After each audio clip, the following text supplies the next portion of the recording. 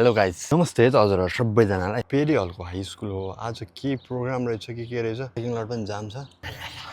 गाडी चढिसकेँ आज झन् यहाँ लोकेसन मिस भएर 2-3 मिनट ढिलो भयो दाइ म बसेको अर्को साइड फेरि दाइ अर्को साइडबाट आउनु भएको रहेछ रिसा दिदी त हो सुमन दाइ त झन् कस्तो रिसायो मैले ढिल गरेर सबैको चाहिँ यहीँ क्यामेरामा ल्याइदिन्छ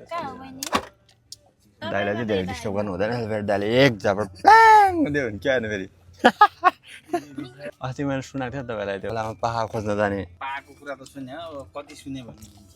गएँ होइन खोलामा पुग्यो त्यो पानी जमेको पोखरीमा चाहिँ धेरै भेट्दो रहेछ नि त ए दुःख सुख सबै पानी कटायो केराको वटै काटेर यस्तो पाइप जस्तो बनाएर हरेक पानीलाई चाहिँ थाल कचौरा सचौरालाई बुङ बुङ फाल्ने के अनि पानी हल्का कम हुँदै गएपछि आउँदै फेरि प्लास्टिकमा हाल्दै गर्दो रहेछ अनि प्लास्टिक सामान चाहिँ म प्लास्टिक सामान बसेको बुढाले पाहा भेट्यो भनेर ल्याएँ ढुङ्गोमा प्याट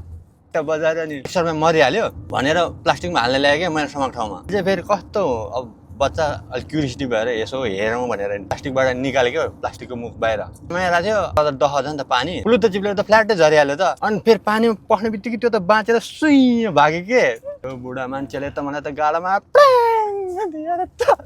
तँलाई समा भनेर दिएको भनेर त झन् तोरी फुलै फुलाइदिएको थियो के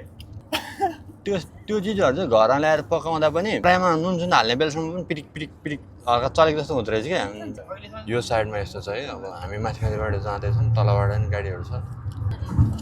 ल यस्तो समुद्र पार गरेर पो जानुपर्छ त हौ काममा त हामी चाहिँ यही हो क्या अरे यो हेर्दा चाहिँ रिसोर्ट जस्तो देखिन्छ तर यो 4 लास्टै गनाइरहेको हुन्छ यहाँ चाहिँ फोरहरू कलेक्सन गरेर